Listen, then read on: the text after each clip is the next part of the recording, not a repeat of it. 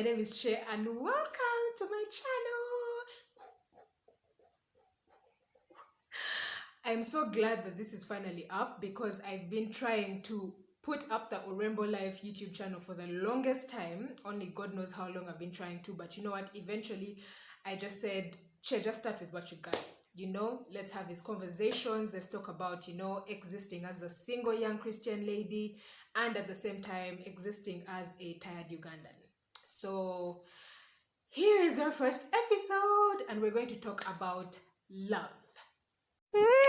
So Valentine's Day is a day where lovers and couples around the world get together to express their affection for each other. I don't know why they choose to do it only one day in a year. I don't know what's wrong with the other 364 days of the year. But yeah, Valentine's Day. Growing up, Valentine's Day was very fascinating. I remember in primary school, guys would actually act like couples and celebrate Valentine's Day. At what age is it appropriate to start celebrating Valentine's Day? These two teachers came to school wearing matching outfits and everybody started deducing that they were dating. Also, what was with the red and black? I have questions. Now, don't get me wrong. I have nothing against Valentine's Day. In fact, I love love. I'm a love bug, and I mean, love is God's language. From the beginning to the end of the Bible, it's just speaking about love. Love your God, love your neighbor as you love yourself. So I really have nothing against love. My problem with Valentine's Day is that somehow, the world has managed to squeeze single people into it. Like, we've been minding our business, trying to get our stuff together, but somehow we've been made the focus of frustration for this day. Valentine is coming. Where is your boyfriend? Also, I'm not fond of the term single. I prefer being referred to as currently travailing the parameters of life under temporary solitude. I actually got the idea to do this video when I was drafting a concept for Valentine's Day for one of my clients. And it reminded me of what a hot flaming mess my earlier dating life was. Up until my mid-20s, I wasn't dating for purpose. I had no purpose. I had no preference in dating. I was rolling on pure vibes. Pure vibes.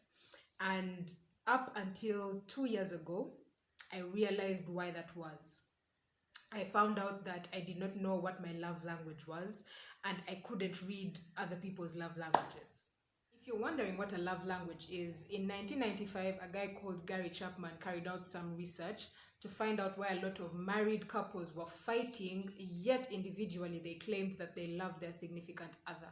The product of his research is a book called The 5 Love Languages. It basically explains that due to our different individual personalities, we feel loved differently than our partners do. So understanding and decoding the different ways that we express love kind of kills the guesswork for our partners and helps us be loved better. Hope that makes sense. When I tell you that I wish I had this book back in my mid-20s, woo, my God. Someone's son was speaking Greek, someone's son was speaking Chinese, I was speaking Patois, and none of us could hear each other. Out here in a hot mess, like... Do you understand the words that are coming out of my mouth? So the 5 love languages are: 1, words of affirmation. These are basically words like compliments, stuff that make your partner feel good. Things like, oh, your hair looks nice, or you look pretty today, or you smell nice today, or you're amazing at what you do. Things like that. So the problem with having a partner whose love language is words of affirmation is that if you're someone who has a loose tongue and likes to joke around, one negative comment can get you silent treatment for an entire month. The second love language is acts of service. This is basically having stuff done for you.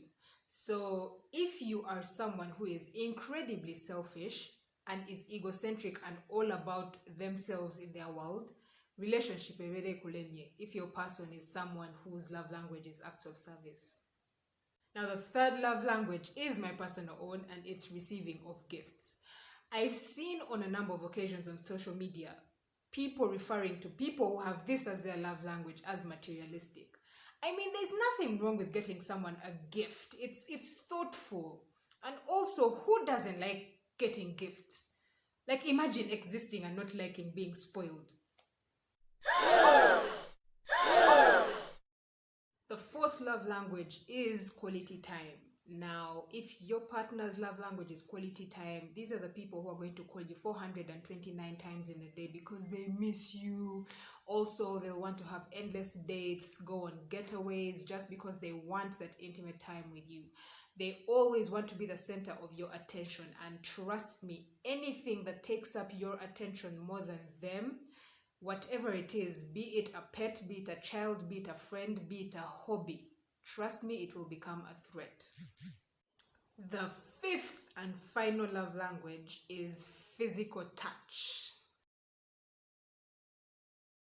A person whose love language is physical touch finds affection and sentiment in, well, skin to skin interaction. It could be hugs, it could be a kiss, it could be a peck, it could be stroking your shoulder, it could be stroking your face. Now, some of the downsides of physical touch are if your partner's love language is physical touch, they're going to constantly want to be in your space. If you're someone who's very private and likes their space, it's going to irritate the heck out of you, trust me. That's it from me today. Thanks for hanging out, and don't forget to like the video, share, put a comment, and also subscribe to the channel, subscribe to the Urembo Life channel. Thank you so much for hanging out. And if you're interested, Urembo Life social media platforms have been sharing an Urembo Love series all through the month of February. So just head over to our Facebook, Twitter, Instagram. That's Urembo Life for all of them. And if you want to wake up to an edifying scripture about love every day for the rest of February, you can do that because we're doing that for the rest of the month. Thank you so much. See you guys.